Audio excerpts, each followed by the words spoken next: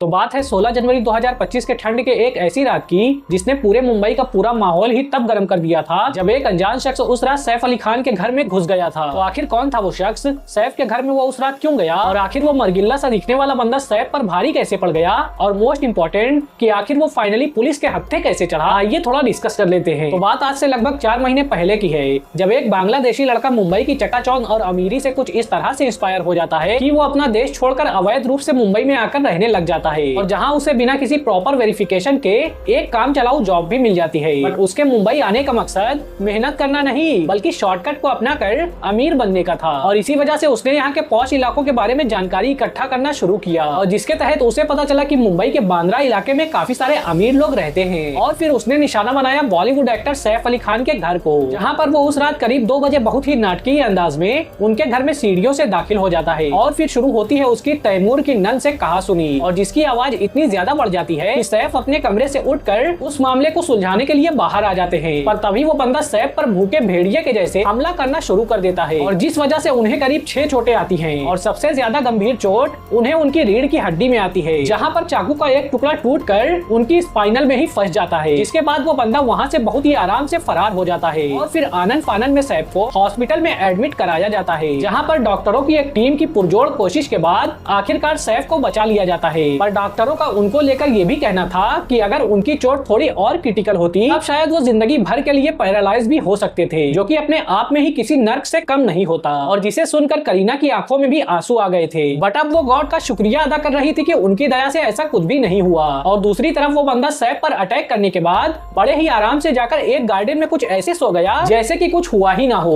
और वो कहते हैं ना कि मुजरिम चाहे कितना भी चालाक क्यों ना हो, वो कोई ना कोई गलती जरूर करता है। तो ऐसी ही एक गलती उस बंदे ने तब कर दी जब उसने एक पराठे की दुकान से पराठा खरीदने के बाद उसका पेमेंट करने के लिए जीपे का इस्तेमाल किया और जिसे ट्रैक करके पुलिस ने उसे कुछ इस तरह से दबोच लिया जैसे शेर अपना शिकार दबोचता है। और जिसके बाद यार शुरुआती जांच में ऐसा पता चला है कि उस बंदे का नाम जास बेजाय या फिर विजय नहीं बल्कि शरीफुल इस्लाम है और वो बांग्लादेश का रहने वाला एक कुश्ती पहलवान है, जिसके वजह से उसे इस तरह की लड़ाई में महारत हासिल है। और यही वजह है कि वो मरगिल्ला सा दिखने वाला बंदा सैफ अली खान पर भी भारी पड़ गया था और फिलहाल कोर्ट ने उसे 5 दिन की पुलिस कस्टडी में भेज दिया है और आगे की कार्रवाई इस पर उसी के बाद ही की जाएगी। वहीं दूसरी ओर इस घटना पर कुछ सेलेब्स लाइक चिरंजीवी ने कहा है कि मैं सैफ पर हुए इस हमले से दुख और डर में हूँ और ऐसी घटना को लेकर चिंता में भी हूँ और मेरी ईश्वर से प्रार्थना है कि वो जल्दी से स्वस्थ हो जाएं। अब देखो यार, इस तरह की घटनाओं से एक सवाल तो जरूर उठता है कि जब देश में वीआईपी लोग ही सुरक्षित नहीं हैं, तो फिर आम लोगों की सुरक्षा का क्या होगा। और ये कहानी यार सिर्फ सैफ अली खान पर हुए हमले की नहीं बल्कि ये एक ऐसा सच है जो हमें सोचने पर मजबूर करता है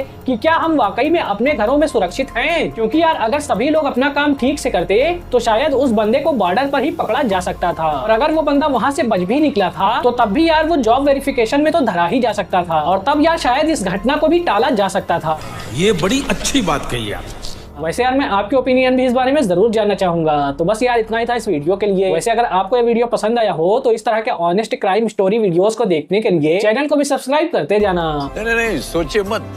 सब्सक्राइब कीजिए। बाकी मैं मिलूंगा आपसे नेक्स्ट वीडियो में, तब तक के लिए जय हिंद।